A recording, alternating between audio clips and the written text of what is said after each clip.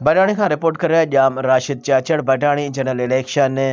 जे हवाले से बडाणी भरसा ॻोठ सैयद ग़ुलाम मुस्तफ़ा शाह में बडाणी शहर के मुख़्तलिफ़ बिरादरियुनि के माण्हुनि जी गॾिजाणी थी गुज़री, जंहिंमें सैयद मरहूम ग़ुलाम मुस्तफ़ा शाह के फर्जंद सैयद मीर ग़ुलाम मुर्तज़ा शाह, सैयद फज़ल शाह, भुट्टा बिरादरी जो चीफ मुक़द्दम रईस ग़ुलाम सरवर भुट्टो, उस्ताद अली अकबर भुट्टो, उस्ताद नादर अली भुट्टो, पीपी वर्कर रहमदिल खान भुट्टो समेत मुख़्तलिफ़ बिरादरी के मुअज़्ज़िज़ीन शिरकत कई। उन मौके ते सभिनी बिरादरियुनि जे मुअज़्ज़िज़ीन खां राय वरिता विया त हिन इलेक्शन में वोट कंहिंखे ॾिजनि, जॾहिं त सभिनी मुअज़्ज़िज़ीन गुज़िरियल चूंडियल नुमाइंदनि जी कारकर्दगी ते काफ़ी शिकायतूं कंदे चयो त गुज़िरियल केतिरनि ई ॾहाकनि खां चूंडियल नुमाइंदनि पंहिंजे दौर में बडाणी शहर तोड़े अवाम खे मुकमल नज़रअंदाज करे छॾियो आहे। हुननि अवाम जे ॾुख सुख में सार संभाल कई ऐं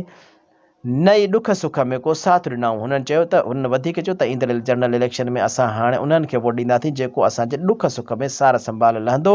असांजे शहर अवाम जे माण्हुनि जा असांजे शहर जे अवाम जे माण्हुनि जा मसइला हल कंदा ऐं अहिड़ियूं उमेदूं हाणे पुराणनि चूंडियल नुमाइंदनि मां नथा रखी सघूं। कंहिं नए चेहरे ते एतमाद करे बाद में सोचे सम्झी सलाह मशवरो करे उनखे वोट ॾिजनि, जंहिंखां पोइ दुआए ख़ैर बि घुरी वई।